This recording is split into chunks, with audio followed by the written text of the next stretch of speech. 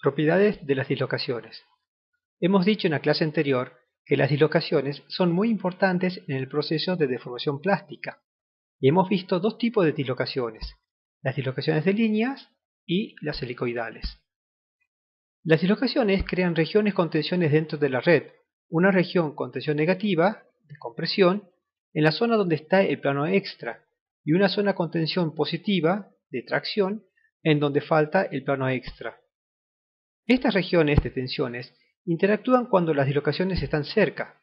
A partir de ello, se pueden definir unas 5 propiedades que poseen las dislocaciones. Ellas son apilamiento de dislocaciones, anulamiento de dislocaciones, anclaje de dislocaciones, trepado y fuente de dislocaciones. En esta figura apreciamos una vez más una dislocación de línea con una región de compresión, en donde tiene plano extra, y su región de tracción. Por convención, esta dislocación con el plano extra arriba se la denomina positiva y se la representa con este símbolo, que es como una T invertida, indicando que el plano extra está arriba. Esta es la zona de compresión. De la misma manera, si el plano extra está abajo, se las llaman negativas y se las representa con el símbolo semejante a una T. Sabiendo esto, que las dislocaciones tienen tensiones de compresión o de tracción y que tienen signos positivos o negativos, pasemos a las otras propiedades. Propiedad de apilamiento.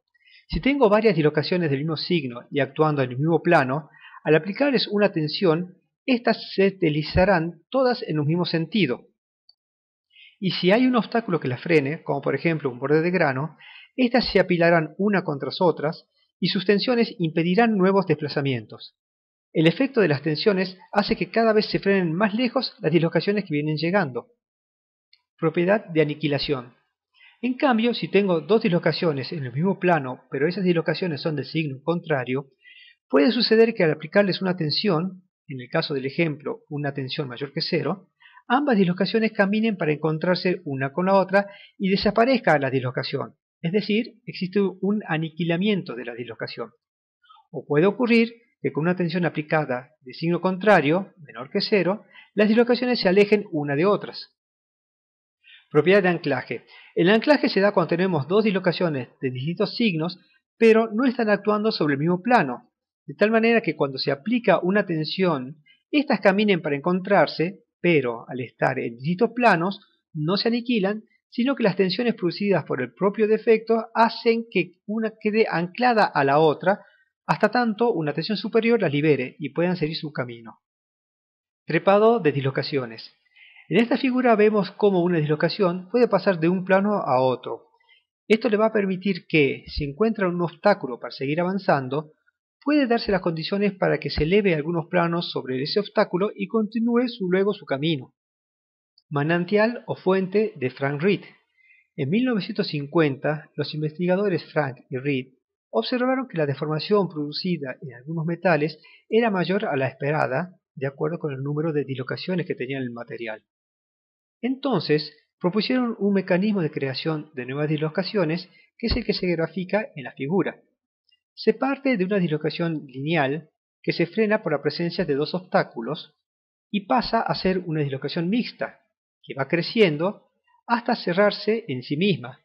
Estas son dos dislocaciones helicoidales de signo contrario actuando en el mismo plano y se aniquilan. Y a la vez crean una nueva dislocación lineal.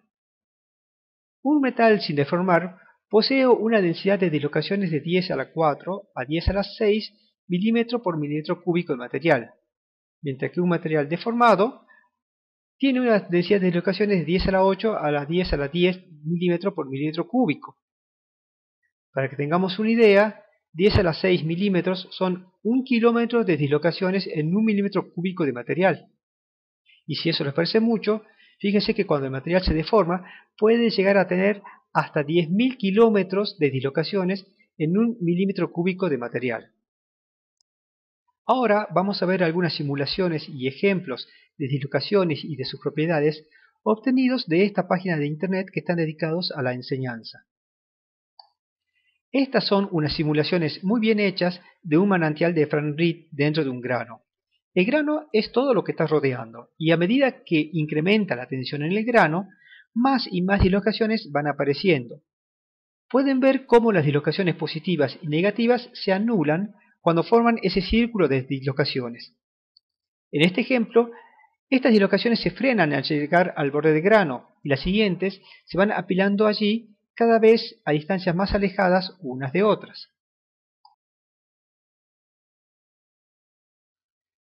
En esta simulación vemos dos dislocaciones con signo contrario que con la misma tensión avanzan en sentidos contrarios, pero como no están en el mismo plano, cuando se tienen que cruzar una por arriba de la otra, se frenan hasta que la tensión aplicada haya superado esa tensión que les hacía frenar, y entonces sí, siguen avanzando.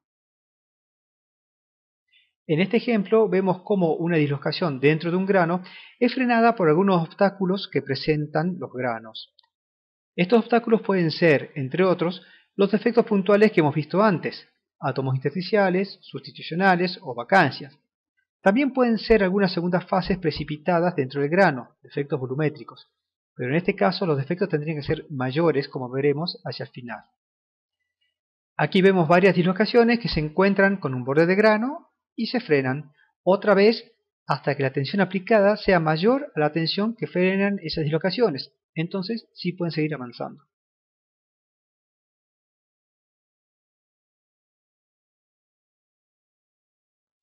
Este es un ejemplo de lo que sucede en un ensayo de dureza.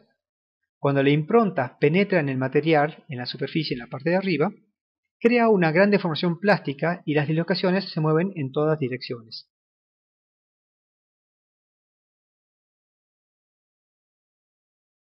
En este ejemplo tenemos dos granos, uno de los cuales se está deformando en varios planos.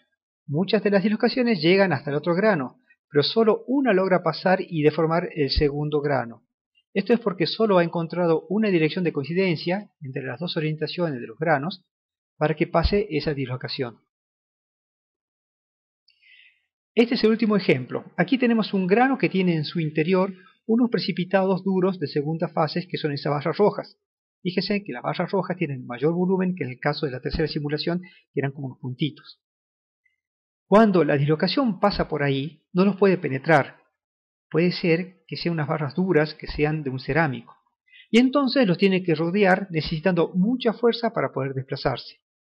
Esto es lo que ocurre en los aceros en las estructuras llamadas perlitas, como veremos más adelante. Recuerden el ejemplo.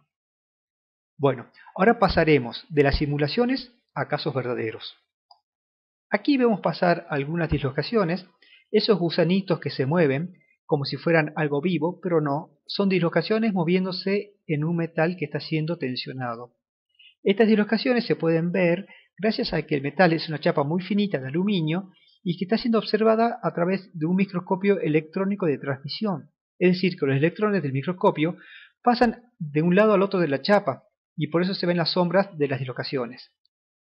También habrán observado que de vez en cuando pasa una dislocación en sentido contrario por debajo y cómo se frena cuando pasan una sobre otra. En este experimento vemos un apilamiento de dislocaciones. Hay un obstáculo que las frena y cuando llega a cierta tensión, las dislocaciones comienzan a pasar al otro lado. También hay algunas dislocaciones que pasan por debajo. Finalmente, en este video, vemos al manantial de Frank Read en plena acción.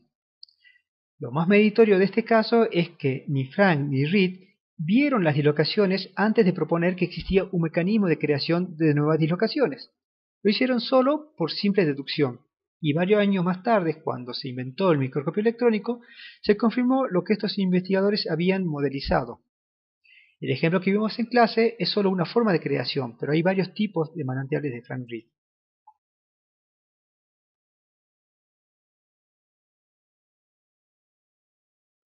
Hemos llegado al final de la clase y los temas que hemos visto son, apilamientos de dislocaciones, anulamiento, anclaje, trepado y fuentes de dislocaciones.